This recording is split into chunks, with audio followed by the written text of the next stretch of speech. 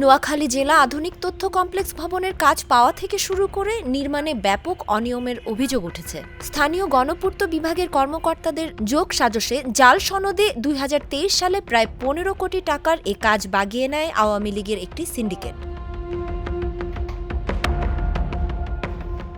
এখন তারাই প্রভাবশালীদের হাত করে নিম্নমানের সামগ্রী দিয়ে যেনতেনভাবে দায় সারা কাজ করছেন বলে অভিযোগ পাওয়া গেছে।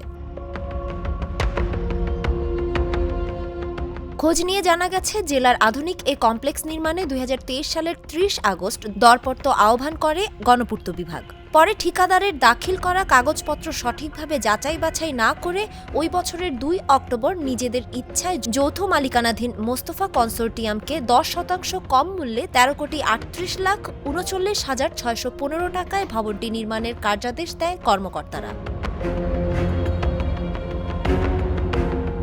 এ ঘটনায় নোয়াখালী গণপূর্ত বিভাগের তৎকালীন নির্বাহী প্রকৌশলী সাদ মোহাম্মদ আন্দালিব ও উপবিভাগীয় প্রকৌশলী মোহাম্মদ এমদাদুল হক মিয়ার জড়িত থাকার অভিযোগ উঠেছে। নোয়াখালী গণপূর্ত বিভাগের উপবিভাগীয় প্রকৌশলী মোহাম্মদ এমদাদুল হক মিয়া জাগো নিউজকে বলেন, ঠিকাদারের সঙ্গে অংশীদারিত্ব বা কাজ পেতে সহযোগিতার বিষয়গুলো সঠিক নয়। আধুনিক ভবন নির্মাণে স্টিলের পরিবর্তে বাঁশের সেন্টারিং গণপূর্ত বিভাগ কখনোই অনুমোদন করে না।